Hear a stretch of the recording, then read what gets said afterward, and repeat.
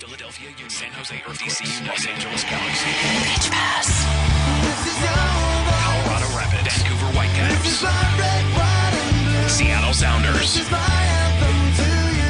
Montreal Impact, USA, New York Red Bulls. Pitch Pass, your all-access credential to the people that matter in MLS. Here's your host, Greg Roach. Welcome, and thank you very much for finding this show. If you downloaded it, wow, you're like my hero. If you streamed it at pitchpass.com, you are also a very, very important person in my life.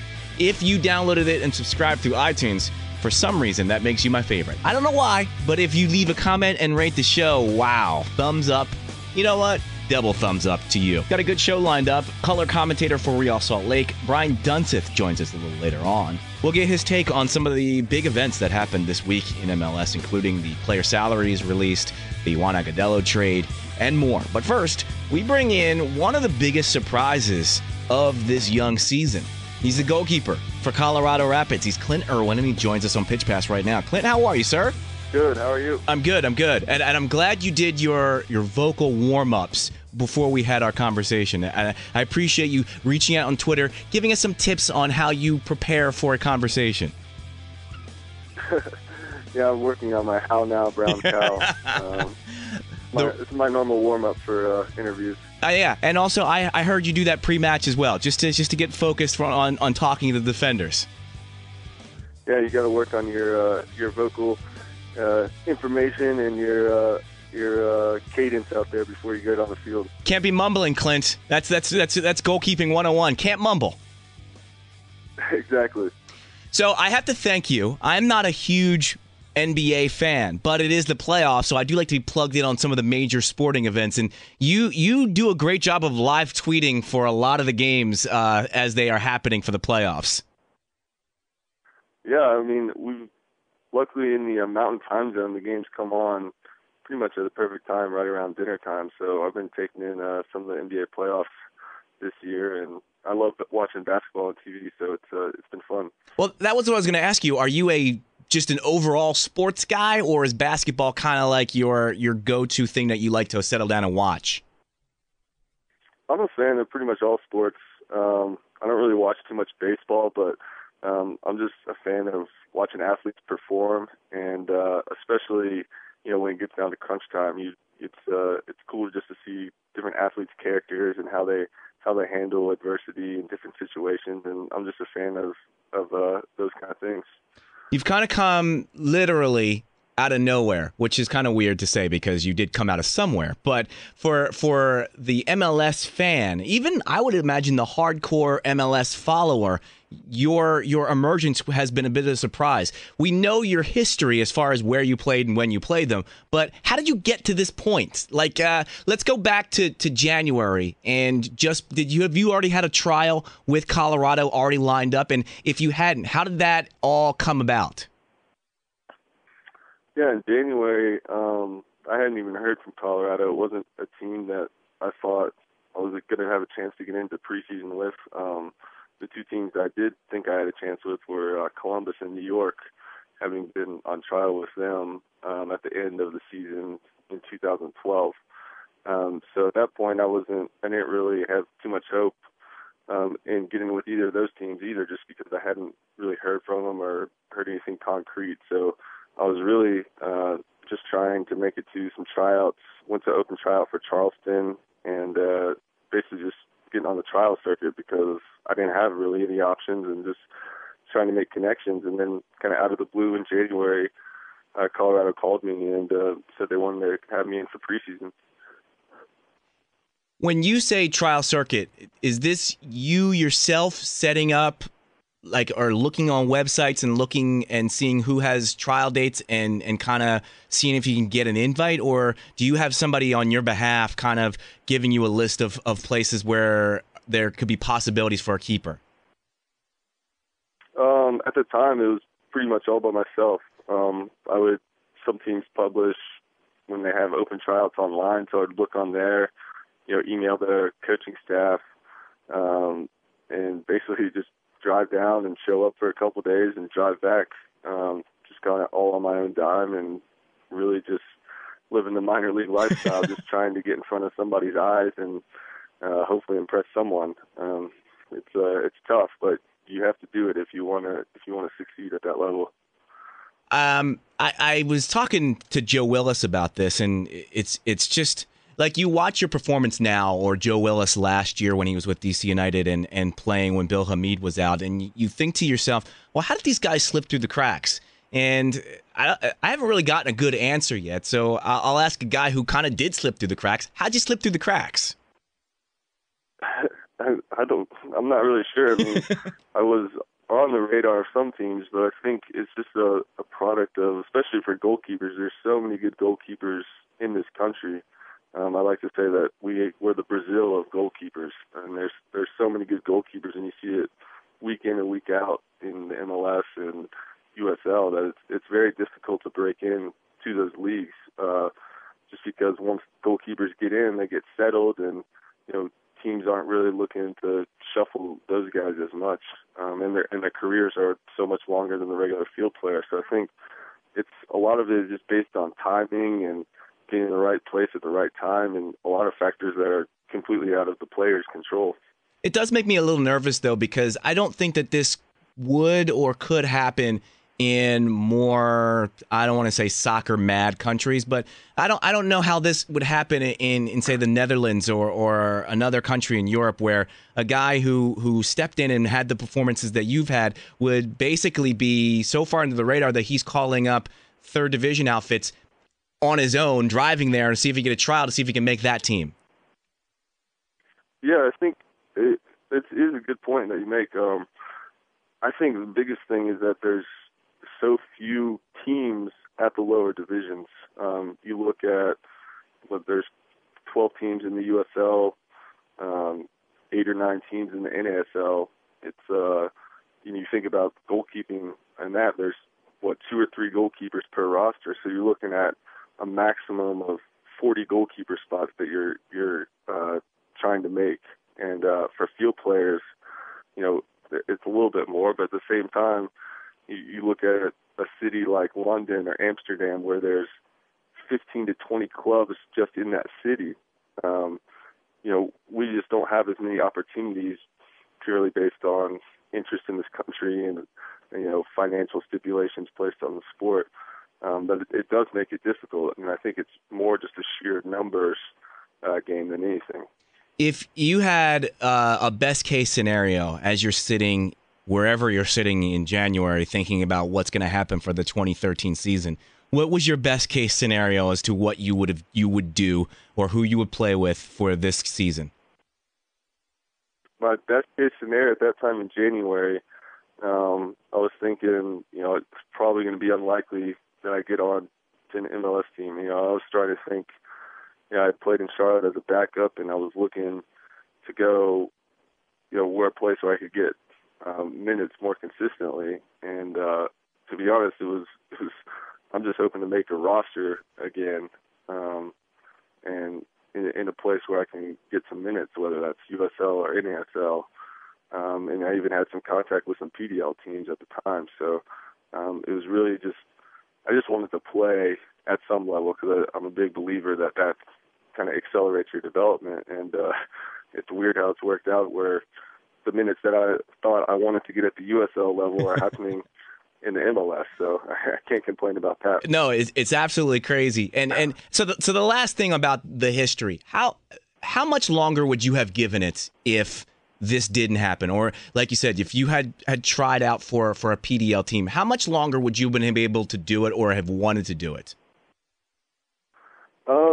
It's tough to say. I mean, I told myself when I came out, I would reevaluate where I was at, when I was 25 to see if I was still had an upward trajectory or if I was still enjoying it or kind of what I was, what my experience was like at the time. So, I just turned 24 this year, so it would have been another year until I was 25. And, I kind of knew like I didn't want to be just someone who was a backup in the USL for my whole career. I was smart enough to where I could do other things and, experience life on in a different area than soccer.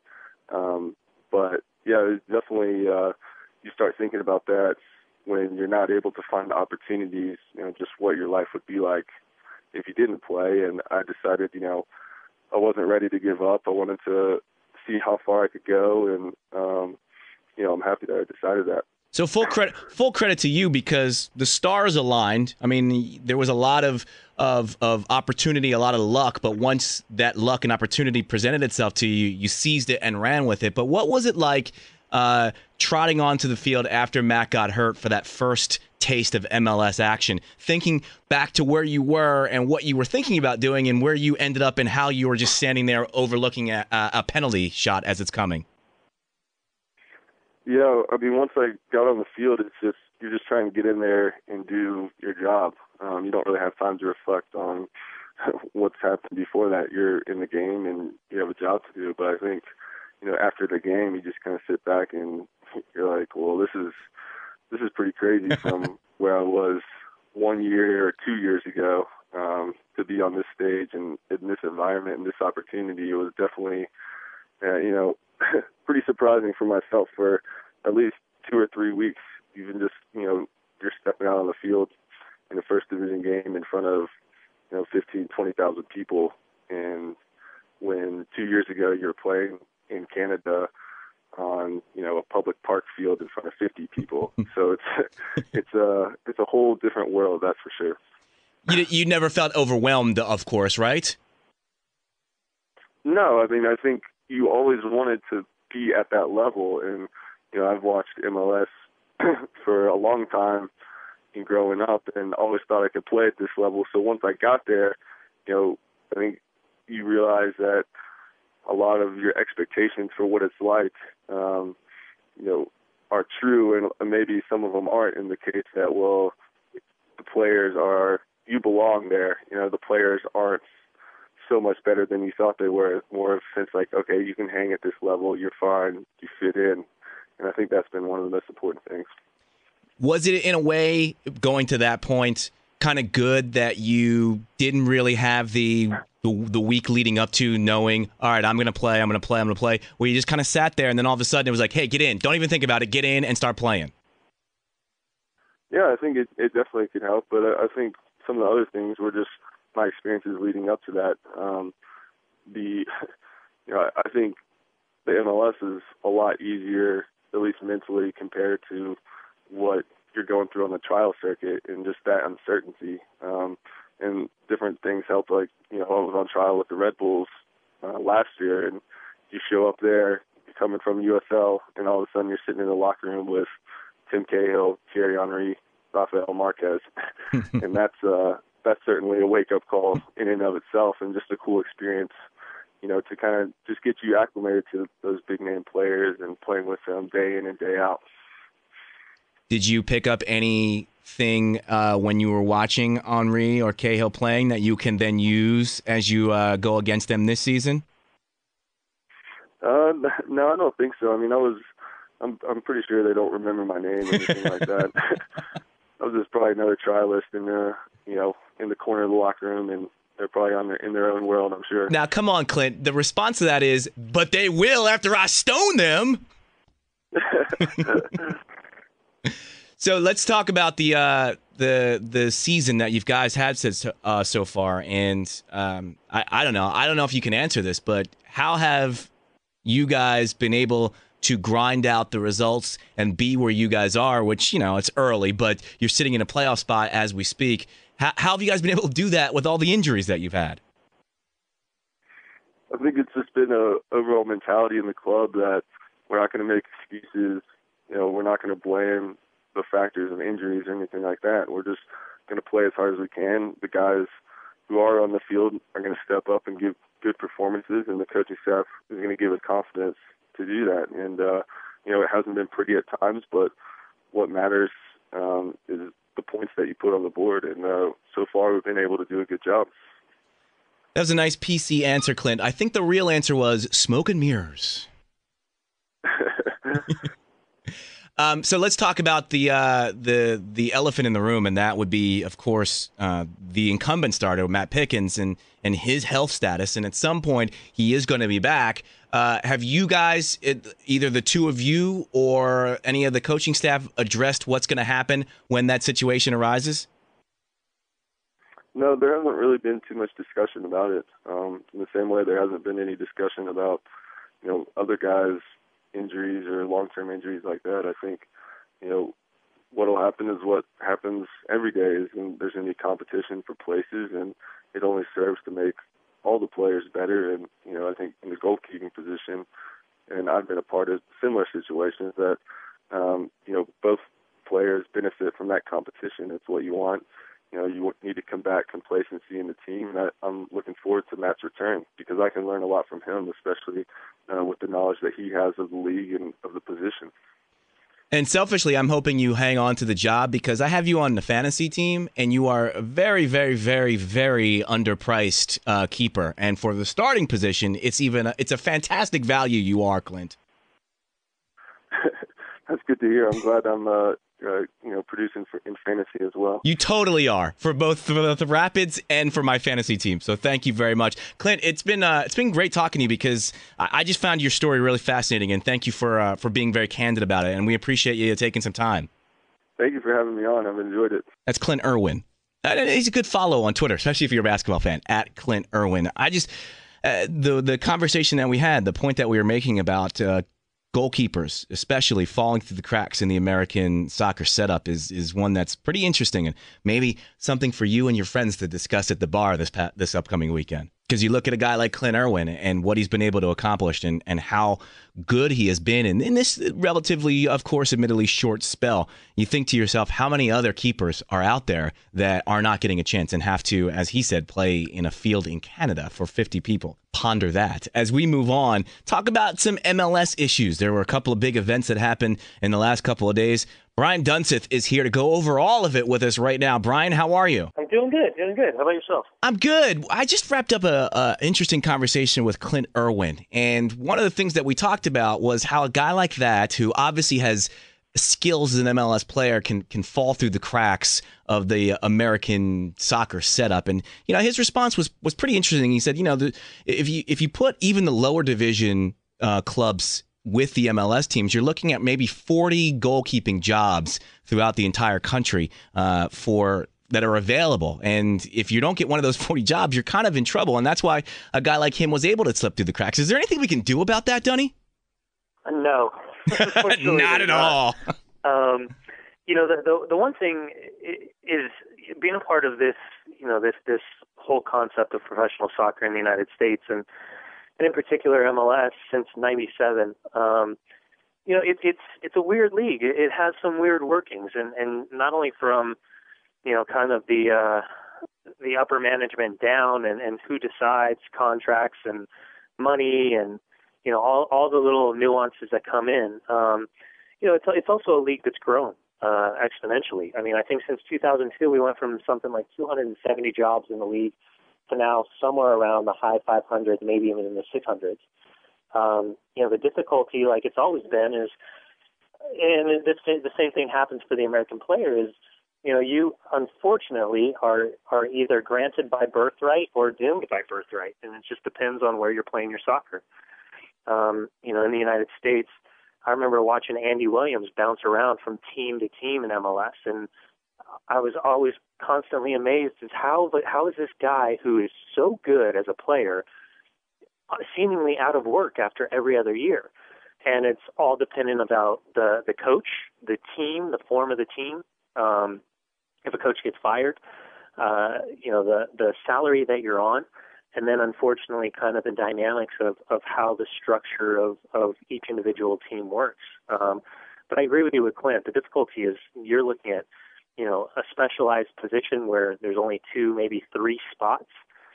Financially, it's a really unforgiving position. Whereas, a field player, you see how many players have we seen come in this league as forwards and end up as right backs. Yeah. The thing that kind of, I don't know, concerns me, and it's a very, very short-term problem. I think that MLS is doing a much better job of identifying homegrown talent, younger players, and signing them, getting into the academies and moving on. But for the guy who right now, this isn't going to be a problem in 10 years, but right now is between 22 and 26 years old, who was just ahead of this whole homegrown phenomenon, he's kind of on his own as to making his opportunities.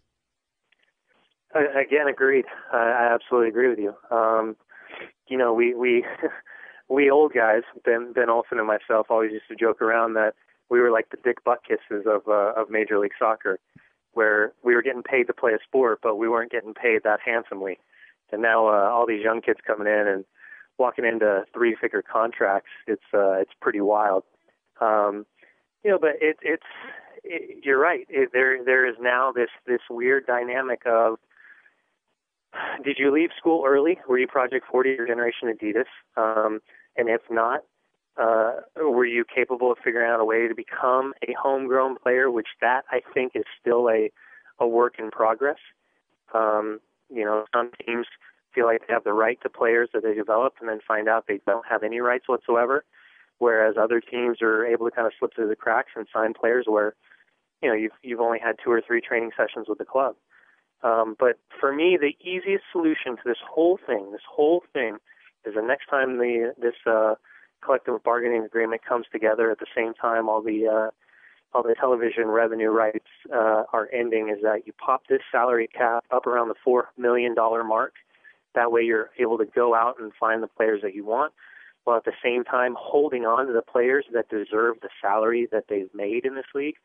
And then the trickle-down effect would be the development in the academy and having day-in, day-out training sessions where young teenagers are able to play at a higher level and really accelerate their learning process. You brought up salaries. The announcement earlier this week was the Players Union releasing the salaries. It's always an interesting day for observers just to go over and see what everybody's making. As a former player, though, how does that play in the locker room of the team that you're on? That's a great question, because I've seen it work both ways. I think on one hand, this is the day where everyone gets excited because they can immediately call up their agent and say, wait a second, why is this center back in D.C. making that much money when this other center back, Blaze, only making this? And, it's definitely locker room fodder. It's an opportunity for players to kind of poke the bear in the club and go after the GM and say, ho, wait a minute. If I've played 300 games in this league, why is this guy who's been in the league for a year and incredibly average making $100,000 more? Yeah. So that becomes an interesting dynamic. I think also for me now on the outside looking in is you get to see how certain teams kind of structure the dynamic of their roster. And, where you've got Salt Lake, where you see a lot of guys in the hundreds of thousands, versus, say an LA Galaxy, where you have a lot of guys, a couple guys making a couple million, and then a lot of guys making, there's a few guys making hundreds of thousands, and the rest of them really making peanuts. So I think it's a fun way to kind of see how everything's structured. But I will tell you, just as a friendly reminder for everyone out there checking out those numbers, those aren't the legitimate cap numbers. That is a pretty good ballpark figure of where it's all coming in. But if you talk to any general manager, those are not the numbers that they're seeing on their spreadsheets when it's all said and done. Do the general managers that you've spoken to about this, if you have, do they get more agita because the numbers are out there because they don't want to hear from player agents, or because as a DC United fan, I look at DC United's payroll and I look at Sporting Kansas City's payroll, and they're $100,000 or $200,000 apart. Yet the talent gap from what Sporting is getting for their money is pretty big compared to DC United's. And as a GM, I would go, oh boy, now it really looks like I'm mismanaging the money. So which one gives the GMs a little more agita? Again, another great point. I think you're spot on. When I was talking about the structure of the team and how it's built, I think it's interesting because you bring up a good point, like Peter Vermes, and he's essentially had his group, his kind of core group together for the better part of 4 or 5 years now. He's added a lot of strength through the college drafts. CJ Sapong, but he's gone out and find guys like Rossell, bringing back rejuvenating the careers of a guy like Nagamura. I guess you could also argue, Bobby Conde and Benny Feilhaber at this point. You can add kind of vital pieces of the puzzle how you see fit. But, when I look at DC and how they're building, I think they're doing a good job, but they're also, I feel like, trying to plug holes in positions that they need while still kind of adjusting the roster. I mean, you got D-Row, you've got the top tier money guy, and then after that, you've got good, solid veteran players and a couple of young standouts. But how, if you're looking for long-term stability, it takes a while, and I think that you have to have a GM, a technical director, and a coaching staff that's really all on the same page. And despite the start for DC, I've always believed in Benny. I've known Benny since we were 17 years old, and he's one of the smartest people that I know in terms of the game. And it's just a matter of getting everything right. And unfortunately, we're a result-oriented business, so the pressure is on from the very beginning. But it's a very interesting day, and GMs. I know GMs have been fielding a lot of calls. This one I talked to was fielding a lot of calls over the last couple of days, and I think from an owner's perspective, when you get those numbers in front of you, this is one of those where if you're not doing well, guys are saying, guys, what are we doing here, and are we doing this right? I don't know if you had a chance to really think about or put your thoughts together for the trade that came down. It's happening as we record, and that's Juan Agudelo going to New England Revolution. Do you have any initial thoughts on that deal? Wow, that's a big one. Do we know? Wait, did I break the news to you, Dunny? Nice. Well, the good thing is, yes, that's not the first time, and thankfully, I refuse to get into the breaking news business on my side. I just kind of react to it. That's the fun part for where I'm at. Yeah. But for me, the big question.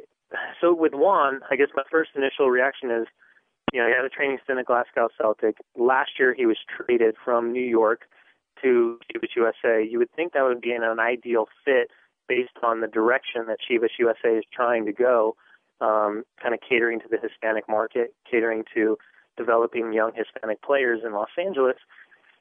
But again, I guess it's the same question I had the other night with Darren Maddox. What's going on? Why is this young player in Agudelo being traded? Why is both he and Maddox not starting game in, game out? We had a lot of high hopes for Juan, the same way we did with Freddie Adu, and the way we had with Josie Altidore, and we want to exalt these young players, to the forefront of the next Pele in the United States. But do the players have it not only physically but internally and mentally? Can they show up day to day? Can they prove and develop? And it's a little disheartening, I think, for me, an American fan, to sit back and see Juan Agudelo on his third team in 12 months, and kind of just wondering, is he going to turn into Josie, who can go overseas and parlay that experience over years to start putting the ball in the back of the net and succeed, or does he turn into Freddie, who seemingly is chasing the next paycheck and can't really find any stability whatsoever? Yeah, and it's a great point. By the way, it was Agudelo to New England for allocation money, so no players changed hands or draft picks. So, what is going on with Chivas only getting allocation money? Well, they're setting up for a big splash, Dunny. You know how they do. They're always splashing money around. Man, I spent a lot of time the other day with Paco Palencia. He's a really good friend of mine, and I think having him is a huge decision in the right direction for Chivas USA, especially with Chalice kind of being manic at times. But man, they have given away some quality players for essentially second-round draft picks and allocation money. So I hope they have an idea, because for Chivas, it's going to take a long time to rebuild that club in the right direction, should this project under Chalice fail miserably. Yeah, and it's weird that, so that you were right, they give away all this talent, and then they go out and say, well, we re-signed Dan Kennedy, and then immediately turn around and start giving away more talent. So it's like, wait, that one of these moves is not like the other. Why sign Dan Kennedy when you're going to do all this other stuff? Yeah, agreed. I think Dan Kennedy is a good signing for them. I think he's been with the club, and what he told me the other day is that the locker room hasn't been together, hasn't been as united as it is since Bob Bradley left. So I think Chalice has got the players kind of drinking the Kool-Aid. Yeah. But we'll see. He's either going to be the 4-1 win on the road in Chicago, or is he going to be the 4-0 loss, at the weekend, in Kansas City? I think it's a very fine line. He's a guy that would rather lose 5-4 than lose 1-0. So it's definitely exciting. I've done a few of his games, and I find myself drawn to, visually watching him just Totally. as much as I'm watching the game. Totally. So now let's get back to the Agudelo thing and your point about Josie versus Freddie, and it's a good one. But I to me, if you just look at their MLS careers, his mirrors much more Freddie Adu's than it does Josie Altidore. Josie Altidore had a continued run of success with Red Bulls before he made his transfer. Juan has not had that in any of his stops. Yeah, and I think it goes back to being given too much too soon.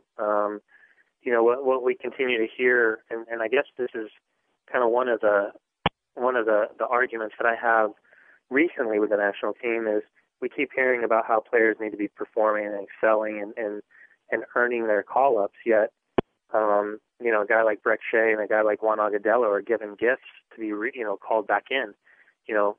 When Carlos Bocanegra isn't called in because he's quote unquote not playing with his club. I think it's a convenient excuse at times, and I absolutely agree with bringing in young players and developing them. But I also think that it's for me, it's kind of what I call the Bradenton dilemma, the under-17 dilemma, is really since 2003, 2004, all we've been hearing about are these next great under-17 players coming through. And they're given, the $300 cleats. They're given all the money in the world to sign with the league. They get a little bit of success, and then we don't ever hear from them again. And that's why I'm glad to see this homegrown and the academy style really starting to come together. Because, from a development standpoint, it's kind of a scary time right now for U.S. soccer. We're not excelling the way we should at the youth levels. We're seeing more and more disappointments.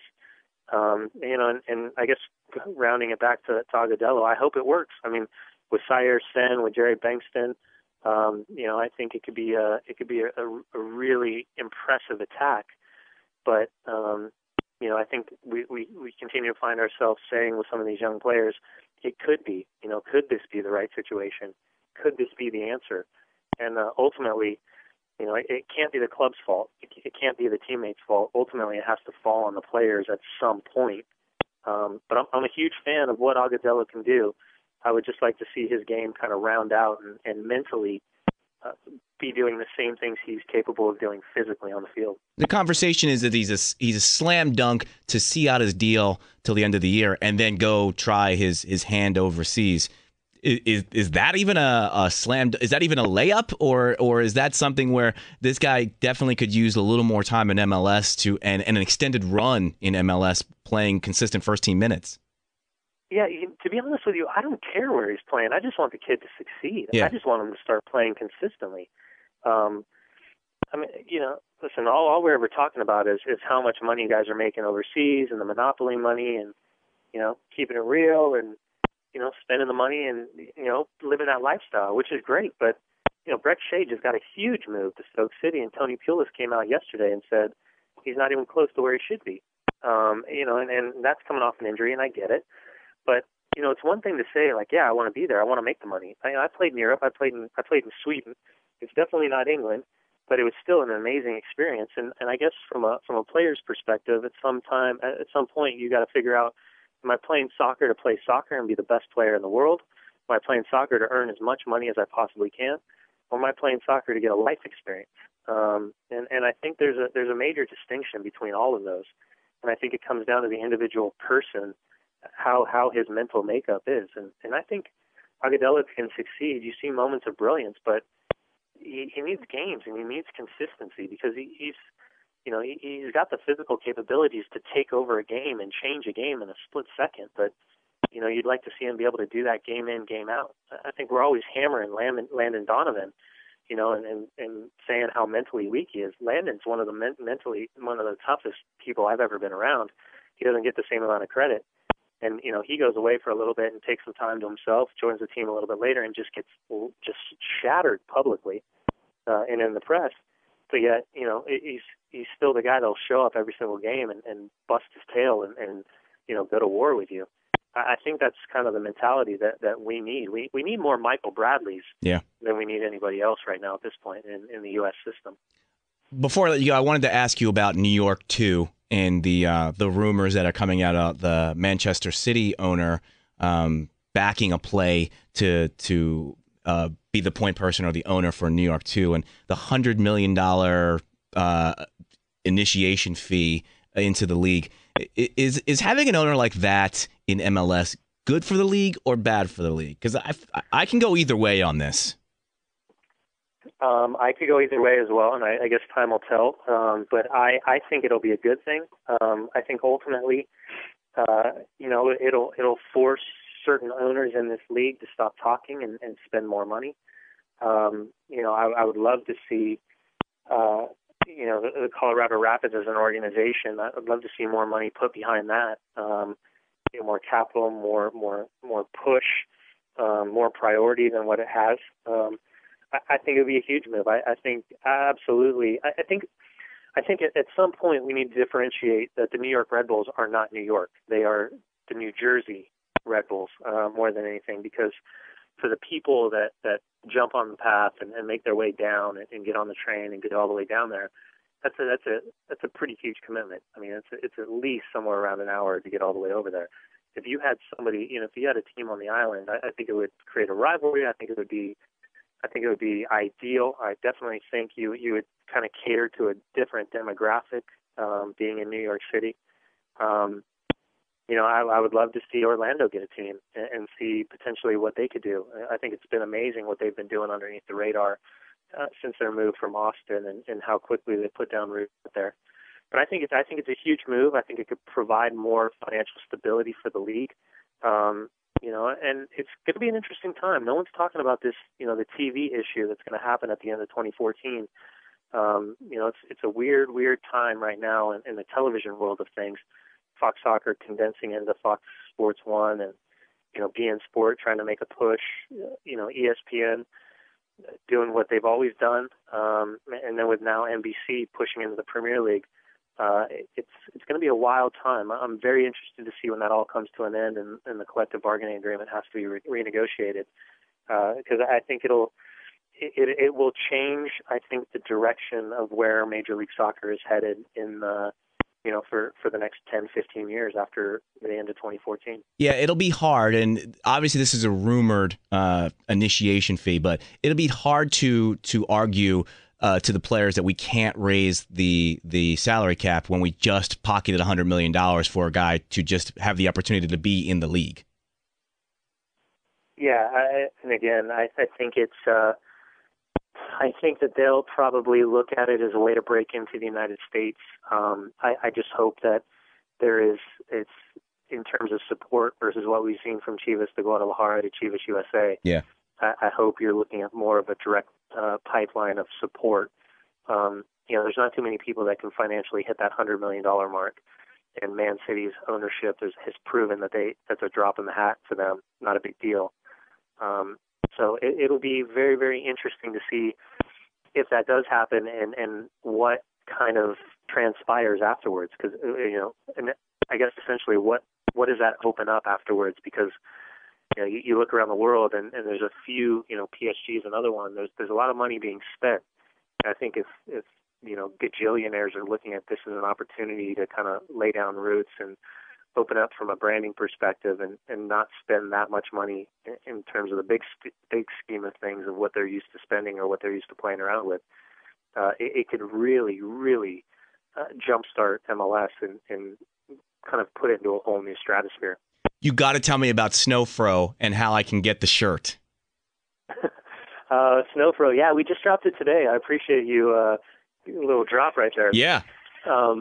We were like everyone else. We were, well, I guess with the exception of the people at Dick's, we were watching the U.S. Costa Rica game, And I immediately got on the horn with my partner Ben Hooper, and we just started laughing because we've been a few games like that over our career since knowing each other since we were 7 years old, and we started getting a kick out of it. And there was just one image that immediately both of us were picking up the phone at the same time, and it was Jermaine Jones, and it was all the snow that was on his hair. And we just started laughing, and we were like, we have to do something to kind of commemorate that. So we came up with a graphic today, and we just released it. And on the back of the shirt, kind of did a hashtag of the USMNT and then the date of the game. So it was just a little tip of the hat to the game itself, for the everlasting memory of watching a qualifier, and a really important qualifier, go on in snow in a situation in weather conditions that should have never been played. And it's been amazing so far. We dropped it today online, and we've seen an incredible amount of purchases. So I think it's really resonated with soccer fans, and it was fun. It was definitely a fun one to do. So give the website. Is it bumpypitch.com? Just head over to bumpypitch.com, and it was released today. We did a limited number. It's a good size. It's a good amount of shirts, but once they're gone, they're definitely gone. Nice. And that's something that we kind of pride ourselves on. We try to create limited edition clothing. And so when they're out there, grab them, because we're just not sure if we're going to bring them back. I got to let you go because I got to get online so I can get my shirt before they all sell out. I appreciate it. I appreciate the support. Sure, Brian. Appreciate you checking in, and thanks. And we'll catch up with you at some point on the rest of the season, my friend. Sounds good. Appreciate it as always. Pitch Pass. This is your voice. This is my red, white, and blue. This is my anthem to you. For more show information, go to pitchpass.com.